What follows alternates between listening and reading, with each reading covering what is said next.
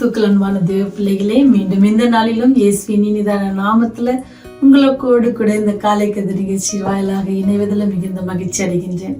இந்த நாளும் நமக்கு தேவன் கொடுக்கிற வாக்குத்தத்த செய்தி எங்கிருந்து அப்படின்னு பார்த்தீங்கன்னு சொன்னா 1 நாளாகமம் 29ஆம் அதிகாரம் 14வது வசனம். இப்படி மனப்பூர்வமாய் கொடுக்கும் திராணி உண்டாக்குவதற்கு நான் எம்மாத்திரம், என் ஜனங்கள் எம்மாத்திரம், எல்லாம் உம்மால் உண்டானது, உமது கரத்திலே வாங்கி உமக்கு கொடுத்தோம் அப்படின்ட்டு சொன்னாங்க. இன்னொரு வசனம், இது பழைய ஏற்பாட்டில் வாசித்தோம். புதிய ஏற்பாட்டில் யோவான் 17:10 என்ன சொல்லப்படுகிறது அப்படின்னு சொன்னா, என்னுடையவைகள் யாவும் உம்முடையவைகள் அப்படின்ட்டு சொல்வார். இது யார் சொல்லுதுன்னா, கர்த்தராகிய இயேசு கிறிஸ்து சொல்றாரு.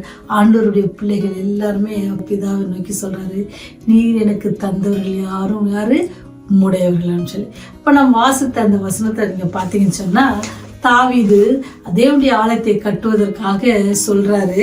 அவர் சொல்லும் பொழுது ஆரம்பத்தில் சொல்றாரு, என்னுடைய மகன் என்னது ரொம்ப இளைஞனா இருக்கிறான், அவனால எல்லாவற்றையும் என்ன செய்ய முடியாது, தனியா செய்ய முடியாது. ஏன்னு சொன்னா இது யாருடைய வேலை, இது ஆண்டவருடைய ஆலயத்தை கட்டுகிற பணி.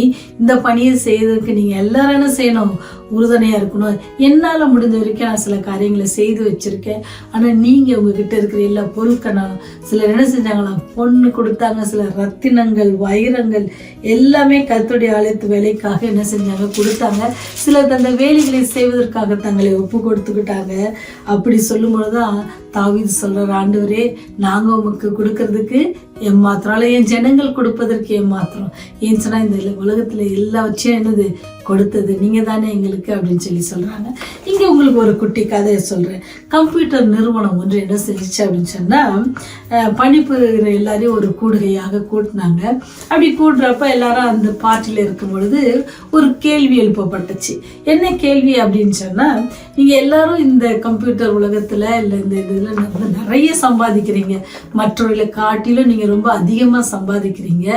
ஆனா நீங்க உங்க பெற்றோர்களுக்கு என்ன செய்றீங்க அப்படின்ட்டு சொல்லுங்க அப்படின்ட்டு சொன்னாங்களாம். இப்போ ஒரு சிலர் சொன்னாங்க, எங்கள் அப்பா அம்மாவுக்கு நான் மாதம் என்னுடைய வருமானத்தில் ஒரு பகுதி அவங்களுக்கு அனுப்பிச்சி கொடுப்பேன், அவங்க அதை நிமித்தம் அவங்க எல்லா சௌகரியத்தோட அவங்க இருப்பாங்க அப்படின்னு சொன்னாங்க. ஒரு சிலர் சொன்னாங்க, நாங்கள் எங்களுடைய பெற்றோர்களுக்கு நல்ல ஒரு முதியோர் இல்லம், ஒரு ஃபர்ஸ்ட் கிளாஸ் அப்படின்னு சொல்லுவாங்க இல்லைங்களா, அந்த மாதிரியான ஒரு இல்லை, தனி ரூமு, தனி கிச்சன், தனி ஆள் அவங்கள பார்த்துக்கிறதுக்கு அந்த மாதிரியான ஏற்பாடுகளை நான் செய்து கொடுத்துருக்கிறேன்னு சொன்னாங்க. சிலர் சொன்னாங்க, நாங்கள் நல்ல ஒரு முதியோர் இல்லத்தில் அவங்கள சேர்த்து பராமரிக்கிறோம், அவங்கள மாத்திரம் இல்லை அங்கே இருக்கிற எல்லா வயதானவர்களுக்கும் நாங்கள் என்ன செய்கிறோம்னு சொன்னால் அநேக காரியங்களை தரோம். இலவசமாக அவங்களுக்கு ஃபேன் வாங்கி கொடுத்துருக்குறோம், ஃப்ரிட்ஜ் வாங்கி கொடுத்துருக்குறோம், அவங்களுக்கு தேவையான கழிவறைகளை ரொம்ப எக்ஸ்டென்ஷன் பண்ணியிருக்கிறோம். ஃபஸ்ட்டு 5 இருந்துச்சுன்னா இப்போ அது 10 இருக்குது அந்த இடத்துல. ஸோ எல்லாருக்கும் நல்ல சுகாதாரமாக இருப்பதற்காக காரியங்களை செஞ்சுருக்கிறோம். சிலர் சொல்லியிருக்காங்க, நாங்கள் வாஷிங் மிஷின் வாங்கி கொடுத்து அவங்களுக்கு பார்த்துக்கிறோம். நிறைய காரியங்கள் ஒவ்வொருத்தரும் சொன்னாங்களாம். அதில் ஒருத்தர் சொன்னாரா, நான் எதுவும் எங்கள் அப்பா அம்மாவுக்கு செய்யறதில்ல அப்படின்ட்டு சொன்னாராம். அவர் எப்படி சொன்னார்னா, ஏன் அவங்களுக்கு நான் எதுவும் செய்யுதுன்னு சொன்னால், அவங்க எங்களோட கூட வாழ்கிறாங்க, அதனால் அவங்கள நான் பார்த்து அவங்களுடைய தேவைகள் என்னவோ அவங்க போது நாங்கள் சந்தித்துடுவோம். அதனால் அவங்க என்கிட்ட எதுவுமே கேட்டது கிடையாது. ஏன்னா அவங்களுக்கு தேவை கேட்பதுக்கு முன்பதாக என்ன செஞ்சிருவேன், நான் வீட்டில் அவங்களுக்கு தேவையானவர்களை பார்த்து வாங்கி வச்சிருவேன், அவங்க என்னோட கூட சந்தோஷமாக இருக்கிறாங்க அப்படின்ட்டு சொன்னாங்களாம். இந்த உலகத்தில் நம்ம எதையெல்லாம் வைத்திருக்கிறோமோ அவைகளெல்லாம் எங்கிருந்தா நம்ம பெற்றுக்கொள்கிறோம், தேவனிடத்திலிருந்து பெற்றுக்கொள்கிறோம்ன்றதை நம்ம மறந்துடக்கூடாது அப்படின்னு சொல்லி இன்னைக்கு நமக்கு தேவன் நமக்கு ஒரு கற்றுக் கொடுக்கிற பாடம். சில வேளைகளை இங்கே தாவீது பாருங்க, எல்லா காரியங்களும் ஆலயத்துக்காக எவ்வளோ முயற்சியோடு செய்திருப்பாங்க, செய்து எவ்வளோ முடிஞ்ச எல்லாத்தையும் செய்து வச்சுட்டு சொல்லுவாங்க, நான் மாத்திரம். ஏன்னு சொன்னா அது என்னுடையது இல்லை, அது யாரு, தேவன் எனக்கு கொடுத்த பெரிய கிருபை. தேவன் அவருடைய பொக்கிஷ சாலையிலிருந்து எனக்கு என்ன செஞ்சிருக்காரு, கிருபையாய் கொடுத்திருக்கிறாரு, அதை நான் வச்சிருக்கிறேன். நீங்க நினைக்கிறீங்க ஆண்டவர் உங்ககிட்ட இருந்து அந்த பணத்தை எதிர்பார்க்கிறான்னு நினைக்கிறீங்களா? அவர் எல்லாவற்றுக்கும் அதிபதி, அவர் அண்ட சராசரத்தை உண்டாக்கினவர், அவர் எல்லாத்துக்கும் அதிபதியாக்க உங்ககிட்ட இருக்கிற நீங்க கொடுக்கிற ஒரு காணிக்கையோ இல்லை தசமபாகத்தையோ அவர் ரொம்ப அதிகமாக எதிர்பார்க்கல. ஆனால் உங்களுடைய மனதை அவர் ரொம்ப யோசித்து பார்க்குறாரு. அவருக்கு பணத்தை மாத்திரம் எதிர்பார்க்கல, அவருக்காக உங்களுடைய அறிவை நீங்க எவ்வளவு கொடுக்குறீங்க, அவருக்காக உங்களுடைய நேரத்தை எவ்வளவு கொடுக்குறீங்க, அவருக்காக உங்க குடும்பத்தின் பங்கு என்ன, அவருக்காக நீங்கள் செய்கிற காரியங்கள் என்ன என்று சொல்லி அவர் உங்களிடத்தில் எதிர்பார்க்கிறார். பணத்தை இல்லை. ஏன்னு சொன்னால் பணம் எல்லாம் அவர்கிட்ட தான் நமக்கு கிடைக்குது. அவர் தான் நம்மை போஷிக்கிறார். அவர் தான் நமக்கு வேலை செய்வதற்கு பலன் தருகிறார். இப்பேற்பட்ட அன்பான தெய்வத்துக்கு நீங்கள் என்ன திருப்பி தர காத்து கொண்டிருக்கிறீங்க?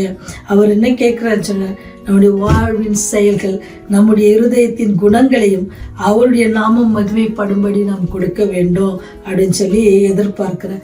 எப்படி நம்ம பெற்றோர்கள் நம்மிடத்துல எதிர்பார்க்கிறாங்களோ அதே போல நமக்கு கொடுக்கிற தேவனும் நம்மகிட்ட இருந்து நல்ல காரியங்கள் நம்மகிட்ட இருந்து என்ன செய்யறாரு, எதிர்பார்க்கிறார். அது பணம் மாத்திரமல்ல, திருப்பி கொடுப்பதற்கு நம்முடைய நேரம், நம்முடைய தாளந்து, நம்முடைய குடும்பங்கள், நம்முடைய அறிவு, நம்முடைய எல்லா காரியத்தையும் அவருக்கு நம்ம ஒப்பு கொடுத்து அவருடைய நாம மகிமைப்படும்படி நம்ம ஜீவிப்போம் அப்படின்னு சொன்னால் அதுவே அது பெரிய காணிக்கையாக இருக்கிறது.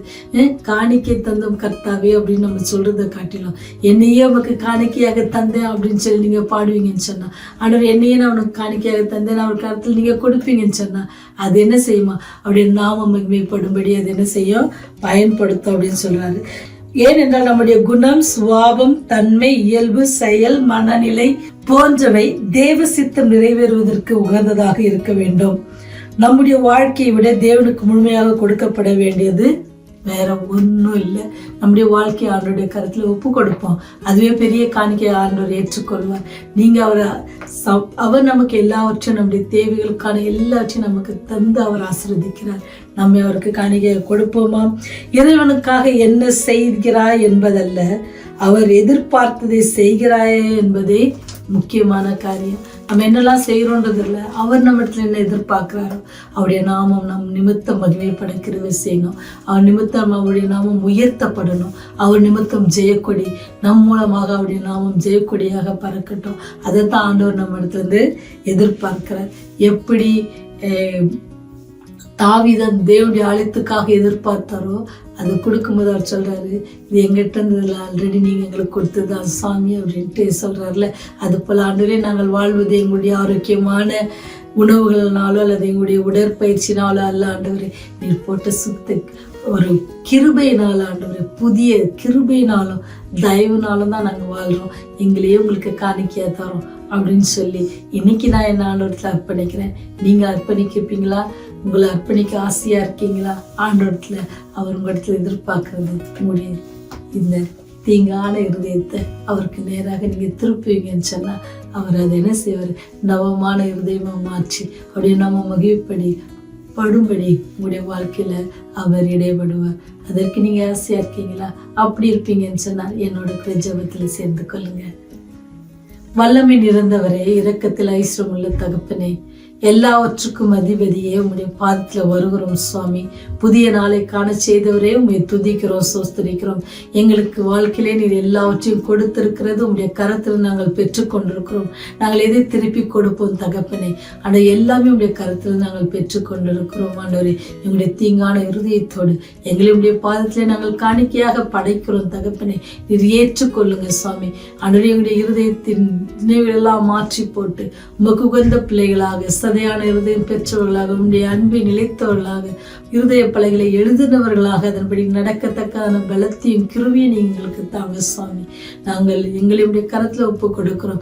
எங்கள் நிமித்தம் உடைய நாமம் மகிமைப்படும்படியாக, எங்கள் குடும்பத்தின் நிமித்தம் உடைய நாமம் மகிமைப்படும்படியாக, எங்களுடைய பிள்ளைகள் நிமித்தம் உடைய நாமம் மகிமைப்படும்படியாக நீங்கள் எங்களுக்கு கொடுத்திருக்கிற செல்வங்கள், அறிவு, அழகு, படிப்பு எல்லாவற்றையும் என்று நாங்கள் பயன்படுத்த எங்களுக்கு உதவி செய்யுங்க. இந்த செய்தி கேட்கிற ஒவ்வொரு பிள்ளைகளும் ஆசீர்வதிங்க. அவர்களும் தங்களை ஒப்படைக்க, உடைய பாதத்துல காணிக்கையாக ஒப்படைக்க பிரயாசப்படுவார்கள் சொன்ன அவர்களையும் நீங்க அங்கீகரித்து அவர்களையும் வழி நடத்த வேண்டுமா? இயேசுவின் வழியாய் ஜெபிக்கிறோம் ஜீவனுள்ள நல்ல தகப்பனே. ஆமென், ஆமென்.